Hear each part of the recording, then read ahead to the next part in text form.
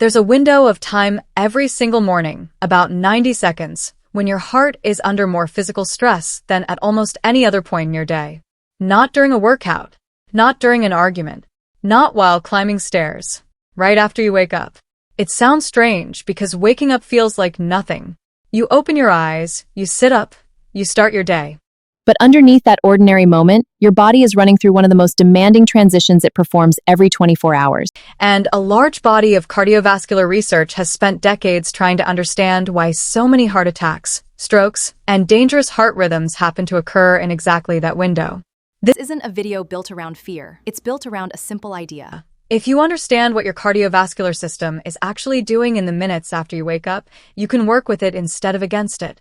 And the changes that help are almost all free, take seconds, and require no equipment. By the end of this video, you'll understand why heart attacks and strokes cluster so heavily in the morning hours, what's actually happening inside your blood vessels while you sleep and as you wake, why standing up quickly can be harder on your cardiovascular system than people realize, especially as we age, and a simple, low-effort morning sequence that lines up with what the research on this topic actually supports. Let's start with the part most people have never been told. Your body doesn't wait for your alarm to go off. It starts preparing to wake up while you're still asleep. When you're asleep, your body isn't simply off. It's running a very different program than it does during the day. Heart rate slows. Blood pressure typically drops by somewhere around 10% or more compared to your waking average. Doctors call this nocturnal dipping, and it's considered a healthy, protective pattern.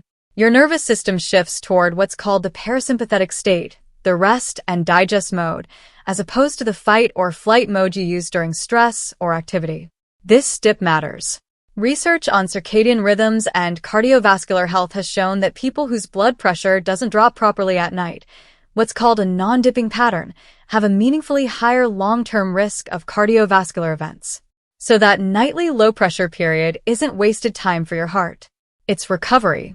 But that recovery period doesn't end gently. It ends with a surge. Here's the part that surprises most people. Your body doesn't wait until you open your eyes to start waking up.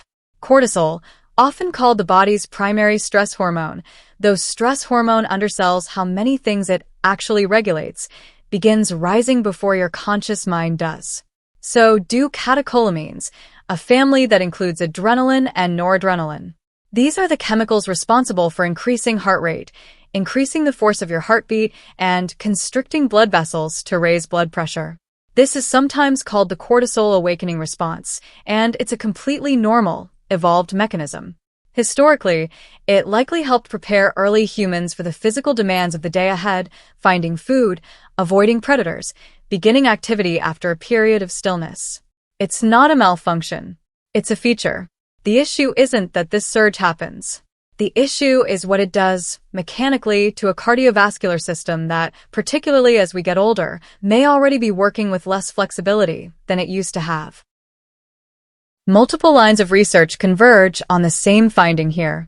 A well-known review in the cardiology literature on circadian variation in cardiovascular events found that the incidence of heart attacks, sudden cardiac death, dangerous ventricular arrhythmias, and strokes are all elevated during the morning waking hours compared to other times of day.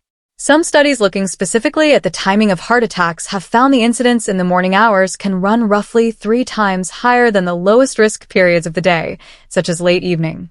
That's not a small effect. That's one of the more consistent and well-replicated patterns in cardiovascular epidemiology. Here's where age and vascular health come into the picture. In a younger, healthier cardiovascular system, blood vessels are elastic. They expand and contract smoothly in response to changing pressure. The morning surge happens, the system absorbs it, and nothing goes wrong. But blood vessels change with age and with the slow accumulation of cardiovascular risk factors. High blood pressure over many years, high cholesterol, smoking history, diabetes, and others. Arteries can become stiffer. And in some people, a process called atherosclerosis has been quietly building plaque, a mix of fat, cholesterol, and other substances, inside the artery walls, often without any symptoms at all. This is one of the most important things to understand about heart disease. Plaque buildup is frequently silent. Many people with significant plaque feel completely normal. They don't know it's there until something happens.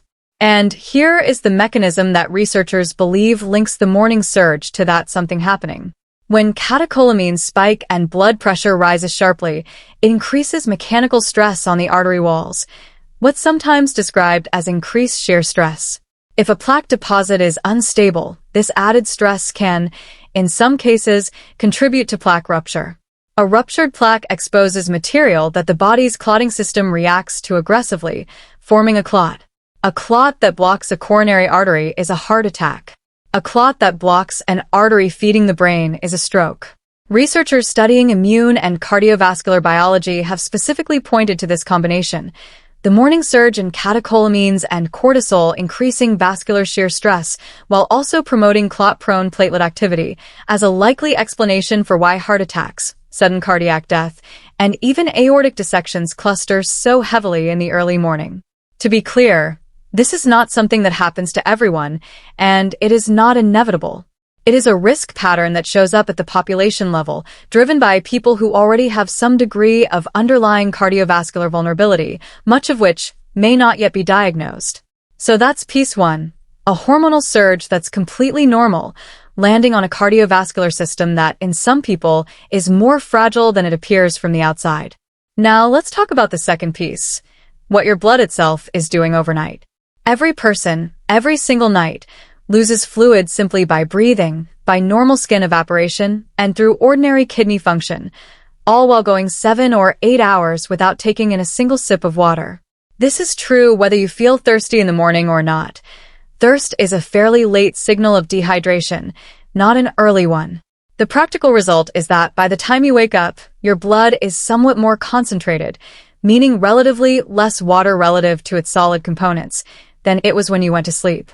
Blood that is more concentrated is, all else equal, somewhat more viscous or thicker.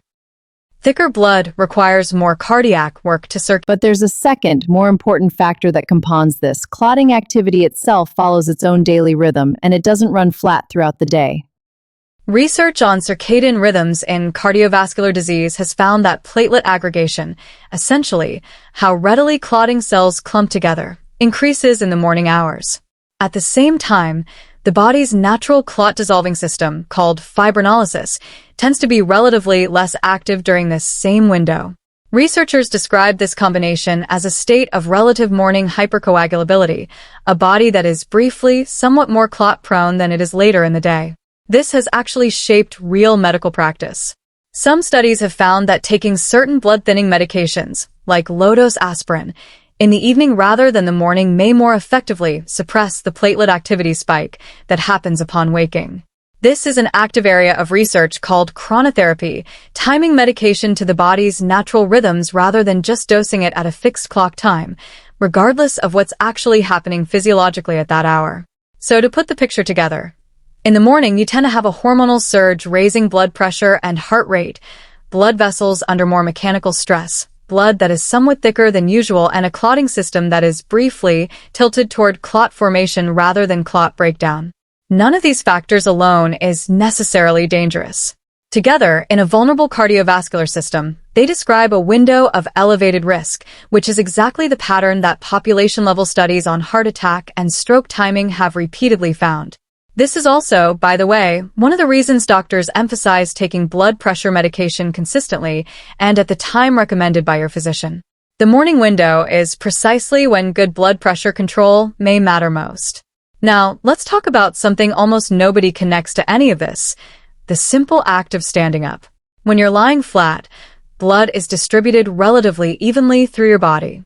The moment you stand, gravity does something very specific, a meaningful volume of blood. Researchers estimate several hundred milliliters, shifts downward into your legs and abdomen almost instantly. Your cardiovascular system has a built-in response to this. Specialized pressure sensors, called baroreceptors, located in your neck and chest, detect the drop in blood pressure that this shift causes and immediately trigger a chain reaction.